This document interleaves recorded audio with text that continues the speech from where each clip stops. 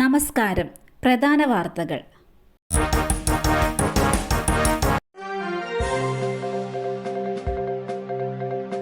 വട്ടിപ്പലിശക്കാരെ പൂട്ടാൻ operation ഷൈലോക്കുമായി Kerala police. ഇടുക്കിയിലെ അതിർത്തി ഗ്രാമങ്ങളിലടക്കം വട്ടപ്പലിശക്കാർക്കായി പോലീസ് വല വിരിച്ചു. നെടുങ്കണ്ടം ചക്കക്കാനത്തു നിന്നും കൊന്നക്കാപ്പറമ്പിൽ സുധീന്ദ്രൻ എന്ന വ്യക്തിയെ കസ്റ്റഡിയിലെടുത്തു. ഇയാളിൽ നിന്ന് 9,86,800 രൂപ, 3 ചെക്കുകൾ, ഒപ്പിട്ട് വാങ്ങിയ മുദ്രപത്രങ്ങൾ, പട്ടയം, വാഹനത്തിന്റെ RC ബുക്ക് എന്നിവ കണ്ടെടുത്തു. ആലപ്പുഴയിലും ഓപ്പറേഷൻ ഷൈലോക്ക് റെയ്ഡ് നടന്നു. ഒരാൾക്കെതിരെ കേസെടുക്കുകയും ചെയ്തു. മാന്നാർ കുരട്ടിശ്ശേരി കോവുംപുറത്തെ നൌഫലിനെതിരെയാണ് കേസെടുത്തത്. നൌഫലിന്റെ വീട്ടിൽ നിന്നും നിരവധി രേഖകളും കണ്ടെടുത്തു.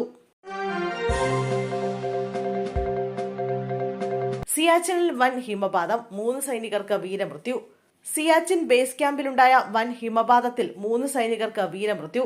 ശിപ്പായി മോഹിത് കുമാർ, അഗ്നിവേർ നീരജ് കുമാർ ചൌധരി, അഗ്നിവേർ ദാഫി രാകേഷ് ദേവ്ഭായ് എന്നിവർക്കാണ് വീരമൃത്യു. അപകട സ്ഥലത്ത് രക്ഷാപ്രവർത്തനം തുടരുന്നതായി സൈന്യം വ്യക്തമാക്കി.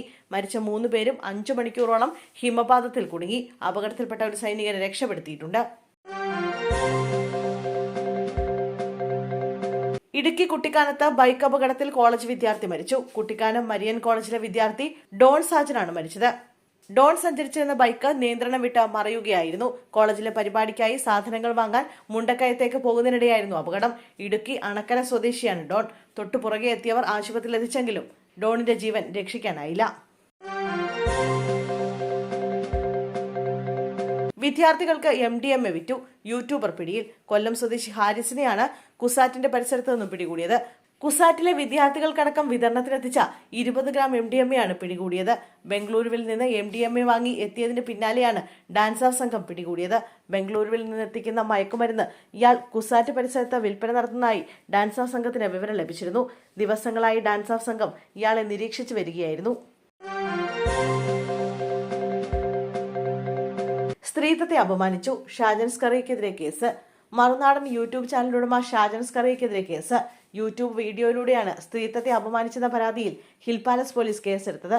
വീഡിയോയ്ക്ക് താഴെ സ്ത്രീത്വത്തെ അപമാനിക്കുന്ന നിലയിൽ കമന്റ് ചെയ്ത 4 പേർക്കെതിരെയും കേസെടുത്തിട്ടുണ്ട്. ഭാരതീയ ന്യായ സംഹിത 79, 75, 3, 5 എന്നീ വകുപ്പുകളും IT ആക്ട് 67 പ്രകാരവുമാണ് കേസെടുത്തിരിക്കുന്നത്.